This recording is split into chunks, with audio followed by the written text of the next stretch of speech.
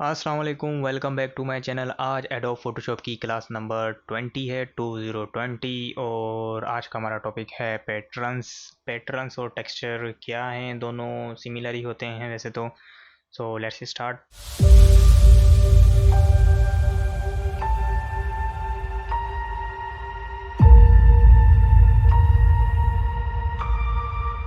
Patterns को किस तरीके से यूज़ करना है, पैटर्न्स क्या हैं, आपको याद होगा हमारी एक क्लास थी कॉलन स्टैम्प टूल की, तो उसी के नीचे हमारे पास दिया गया था पैटर्न स्टैम्प टूल। तो जैसे ही आप पैटर्न्स स्टैम्प टूल को सिलेक्ट करेंगे तो आपके पास यहाँ पर पैटर्न्स के प्रीसेट्स आ जाते हैं। मैं इसे सबसे पहले रीसेट कर देता हूँ, ठीक है।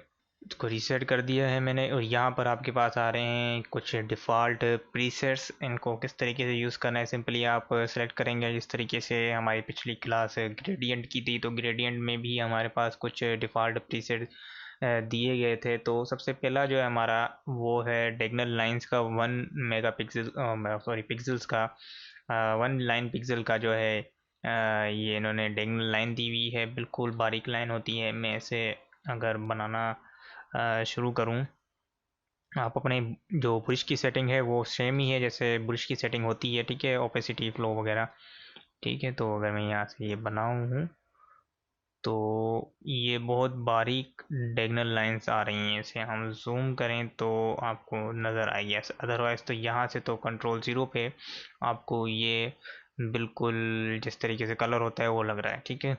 लेकिन ये डायगोनल लाइंस है। मैं अगर इसे जूम करूँ और जूम करूँ तो आप देखें तो ये 1 पिक्सल की डायगोनल लाइन है, ठीक है। तो इस तरीके से इन्होंने प्रीसेट्स दिए हुए हैं, ठीक है। ये भी, इसे भी हम जूम करें तो मेरी जो इमेज है वो थोड़ी बड़ी है। जो मैंने फाइल ली हुई है वो थोड़ी बड़ी है साइज़ में, इस वजह से इस तरीके से आ रहा है, ठीक है। तो ये सारे इन्होंने प्रीसेट दिए हुए हैं जो कि डिफ़ॉल्ट हैं। और अब हम बात करते हैं कि आप अपना प्रीसेट किस तरीके से बना सकते हैं, मतलब अपना पैटर्न किस तरीके से बना सकते हैं और अपनी लाइब्रेरी में किस तरीके से ऐड कर सकते हैं। जिस तरीके से हमने ग्रेडियंट की क्लास में अपना ग्रेडियंट बनाया, देन उसे सेव भी किया, तो हम पैटर्न में भी वो काम कर सकते हैं। अच्छा, हम पैटर्न्स को अप्लाई किस किस तरीके से कर सकते हैं, उसके दो तीन तरीके हैं। पहला तो आपने देख लिया पैटर्न स्टैम्प टूल का, उसके अलावा भी आप अपनी ओवरऑल लेयर में फिल कर सकते हैं जिस तरीके से हम कलर को फिल करते हैं ओवरऑल लेयर में, ठीक है। तो आपका शॉर्टकट है शिफ्ट बैक स्पेस। सो इस चीज़ की फिल की बात तो हम पहले भी क्लासेस में कर चुके हैं, फोरग्राउंड बैकग्राउंड के लिए, कंटेंट अवेयर के लिए। तो कंटेंट अवेयर के नीचे ही हमारे पास है पैटर्न्स, ठीक है। आप पैटर्न सेलेक्ट करेंगे तो यहाँ पर आपके पास आ जाएंगे आपके डिफ़ॉल्ट पैटर्न्स। आप इसी किसी को भी अप्लाई कर सकते हैं और ओके करेंगे तो आपके पास पैटर्न फिल हो जाएगा। उसके अलावा भी आपके पास एक और ऑप्शन होता है, अगर आप पेंट बकेट टूल को सेलेक्ट करते हैं, ठीक है, ग्रेडियंट के नीचे जो है पेंट बकेट टूल, आपको पता है क्या कर रहा होता है, वो ओवरऑल फिल ही कर रहा होता है, सिलेक्टेड एरियाज़ को भी फिल कर रहा होता है, ठीक है। अगर मैं इसे फोरग्राउंड कलर कोई भी मैं सिलेक्ट कर लूँ तो पेंट बकेट टूल जो है उस पर ओवरऑल लेयर पे फिल कर देता है, ठीक है। और इसी पेंट बकेट टूल की सेटिंग में आप चले जाएं तो यहाँ पर है फोरग्राउंड जो कि हमारा कलर होता है, ठीक है। टॉलरेंस वगैरह वो सेटिंग वगैरह उसको रहने दें। और आपके पास आ जाता है पैटर्न्स, तो आपके पास वही चीज़ आ जाती है, आप कोई भी पैटर्न सेलेक्ट करें और जस्ट क्लिक इट और आपका पैटर्न अप्लाई हो जाता है। बेसिकली आप देखें पैटर्न्स काम कर किस तरीके से रहा है, ठीक है। ये नोट करना आपके लिए बड़ी ज़रूरी बात है। ये देखें तो आपका ये एज अ टाइल काम कर रहा है। अगर आप इसे गौर से देखें तो आपका ये टाइल है, ठीक है। ये एक टाइल है आपकी, ये लाइन आपकी जा रही है, ये टाइल है, ठीक है। एज अ टाइल आपकी काम कर रहा है। और इसी तरीके से ये टाइल आई थिंक यहाँ से शुरू हो रही है, देन यहाँ से और ये एक पैटर्न, मतलब 1 पिक्सल का ये पैटर्न बन रहा है, ठीक है। ये चीज़ नोट करना आपके लिए लाजमी है क्योंकि हम जो पैटर्न बनाएंगे वो भी इसी तरीके से बनाएंगे। अच्छा, आप पैटर्न किस किस चीज़ का बना सकते हैं, आप पैटर्न जो है फ़ोटो से भी बना सकते हैं, किसी भी सिलेक्टेड एरियाज़ को सेलेक्ट करके आप बना सकते हैं। मैं सिंपली एक इमेज ले लेता हूँ, मैं कोई प्रोफेशनल टास्क नहीं है मेरे पास, ठीक है। मैं सिंपली कोई भी तस्वीर जो है ओपन करता हूँ तो ये तस्वीर मैंने ओपन कर ली है और इसकी एरिया जो है मैं सिलेक्ट कर लेता हूँ कोई भी।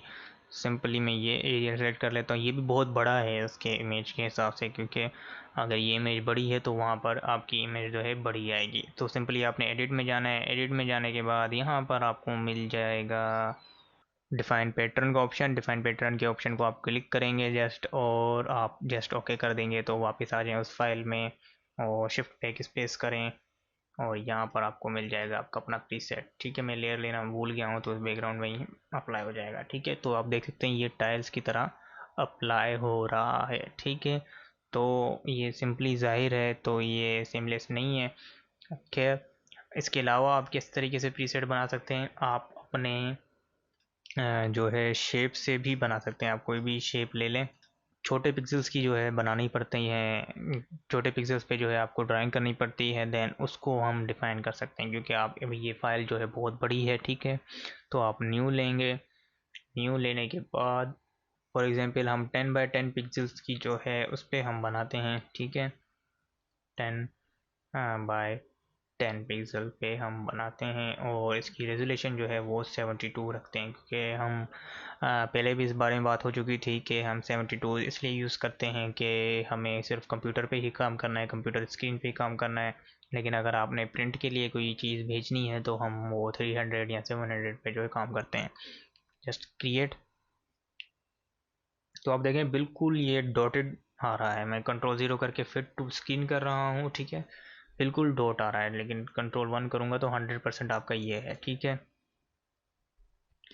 और इस पे आप काम करेंगे। मैं इस पे सिलेक्शन कर लेता हूँ। आप देखें इसकी सिलेक्शन है एक पिक्सल पे, और ये एक पिक्सल है, ये एक पिक्सल है, ये एक पिक्सल है। ठीक है, तो जब आप करेंगे प्रैक्टिकल तो आपको पता चल जाएगा कि किस तरीके से सिलेक्शन हो रहा है।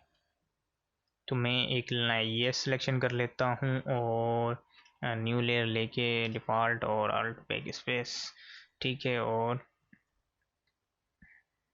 एक ये कर लेते हैं। ठीक है, तो एल शेप का मैंने ये एक शेप बनाया है, और इसको मैं आप कर देता हूँ ट्रांसपेरेंट, और कंट्रोल A भी कर सकते हैं, और वैसे भी आप सिलेक्शन कर सकते हैं। सीधा आप जाएंगे एडिट में। एडिट में जाने के बाद डिफाइन पैटर्न और डिफाइन ब्रश क्या है ये हम आगे देखेंगे। डिफाइन पैटर्न जो है ओके करेंगे। आपका पैटर्न डिफाइन हो गया। आप उस फाइल में आ जाएं और दोबारा आप शिफ्ट बैक स्पेस करेंगे, आपके पास ये भी पैटर्न आ जाएगा और ये अप्लाई हो गया। अगर हम इसे तस्वीर पे अप्लाई करें तो तस्वीर पे ही हमारा ट्रांसपेरेंट था तो तस्वीर भी हमारी दिखेगी। शिफ्ट बैक स्पेस सिलेक्ट हुआ है ओके जस्ट। तो आप देखें ये थोड़ा सा नेट टाइप हमारा जो है काम हो चुका है। जूम करके देखें तो बिल्कुल हमारे बॉक्सेस की तरह ये बन चुका है। ये एक पैटर्न था। ठीक है, फिर ये एक पैटर्न है, फिर ये एक पैटर्न है, तो ये बॉक्सेस बन चुके हैं। इसी तरीके से मैं एक पैटर्न बना लेता हूँ एक और। ठीक है, वो कलरफुल पैटर्न मैं बनाता हूँ, और इसमें मैं ले लेता हूँ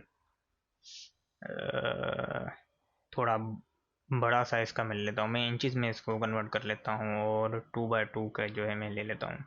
ठीक है, रेजोल्यूशन भी मैं ठीक ठाक 72 ही चले रहने देते हैं इसको। ठीक है, और क्रिएट करता हूँ। मैं इंचज़ में ये क्रिएट किया है। अब जो है मैं एक लेयर ले लेता हूँ और इस तरीके से सिलेक्शन की मैंने, और यहाँ से मैं कलर अपना सिलेक्ट करता जा रहा हूँ।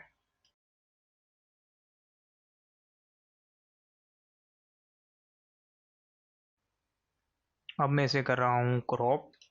जितना हिस्सा मुझे चाहिए सिर्फ उतना ही। ठीक है, इतना इतना मैं इसको कर रहा हूँ क्रॉप। ठीक है, थोड़ा सा नीचे से भी कर लेते हैं, वैसे तो ओवरऑल सही है। ठीक है, और देन ओके, और बस ठीक है। वाइट में रहने दे रहा हूँ, उसको मैं ट्रांसपेरेंट नहीं कर रहा। अब मैं कंट्रोल A कर रहा हूँ और इसे डिफ़ॉल्ट पैटर्न कर रहा हूँ। अब आ जाते हैं इस इमेज पे, और मैं आपको एक टेक्सचर बना के दिखा रहा हूँ। पैटर्न अप्लाई करते हैं हम। एक और लेयर ले रहा हूँ, उस पर फिर से मैं ये अप्लाई कर रहा हूँ।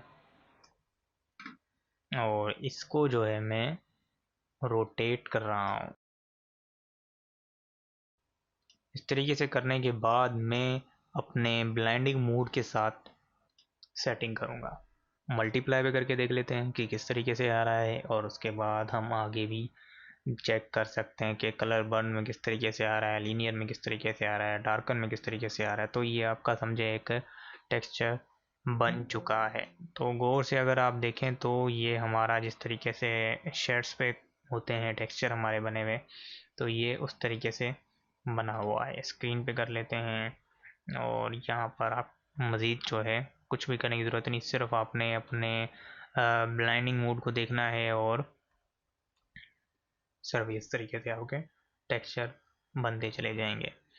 तो यही चीज़ें आपकी अगली क्लासेस में बहुत काम आने वाली चीज़ें हैं। मैं बहुत डिटेल में ग्रेडियंट को भी समझा चुका हूँ और पैटर्न को भी समझा रहा हूँ। इसके अलावा भी हम एडवांस में कुछ चीज़ें देखेंगे, पैटर्न को भी देखेंगे, ग्रेडियंट को भी देखेंगे कि और क्या क्या चीज़ें हम इससे बना सकते हैं।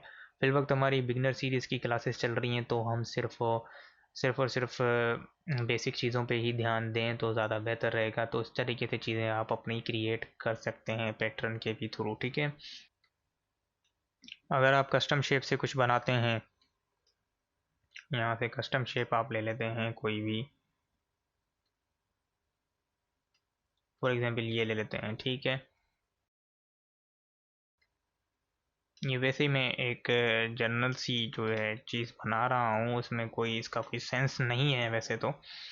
सिंपली आपने इतना आपने फॉर एग्जांपल अगर आप ब्रश से भी बनाना, उससे भी बनाना चाह रहे हैं, कस्टम शेप से भी बनाना चाह रहे हैं, तो आप इस तरीके से भी बना सकते हैं अपने कस्टम शेप को यूज़ करते हुए, ठीक है। कलर आप तीनों का चेंज करना चाहें तीनों का भी चेंज कर सकते हैं। बहुत ज़्यादा शेप्स यूज़ करके भी कर सकते हैं, जितने चाहे शेप यूज़ करें, देन आप उसे डिफाइन कर सकते हैं। कोई रोक टोक नहीं है इसमें, आप अपनी मर्ज़ी का जो है काम कर सकते हैं। मैं इधर से ले लेता हूँ, देन ये मैं कॉलन स्टैम्प ही ले लेता हूँ। कॉलन स्टैम्प के नीचे जो है पैटर्न स्टैम्प टूल, उसको लेके और ये इसको मैं अप्लाई करता हूँ, ठीक है। तो जैसा कि ट्रांसपेरेंट है ये, तो वो नीचे वाली लेयर भी हमारी दिख रही है, ठीक है। तो इस तरीके से मज़े मज़े की चीज़ें आप क्रिएट कर सकते हैं। कलर चेंज करना है, आप कलर चेंज करके पैटर्न को डिफाइन कर सकते हैं, जिस तरीके से चाहे उस तरीके से आप डिफाइन कर सकते हैं पैटर्न को, और अपने बैकग्राउंड जो है बना सकते हैं। बैकग्राउंड जो है बहुत मज़े के बैकग्राउंड पैटर्न से बन जाते हैं, ग्रेडियंट से बन जाते हैं, और भी आगे तरीके हम सीखेंगे इन चीज़ों के एडवांस में। आई होप आप लोगों को ये चीज़ समझ में आई होगी, पैटर्न और ग्रेडियंट वगैरह। तो इन दोनों क्लासेस को दोबारा रिमाइंडर में कर रहा हूँ कि इन दोनों को क्लासेस को अगर आपको समझ में नहीं आई है तो दोबारा इसे वॉच कर लें, क्योंकि अगली क्लासेस जो होंगी ब्लेंडिंग मूड्स की, तो वो ज़्यादा इम्पोर्टेंट होने वाली है। अगर आपको ये दो क्लासेस समझ में आ जाती हैं तो आगे ब्लेंडिंग मूड जो है वो आपके लिए समझना मुश्किल नहीं होगा। सो इस वीडियो में सिर्फ इतना ही। अगर ये वीडियो पसंद आई है तो इसे लाइक करें, चैनल को सब्सक्राइब करें। मिलते हैं नेक्स्ट क्लासेस में। थैंक यू, अल्लाह हाफिज़।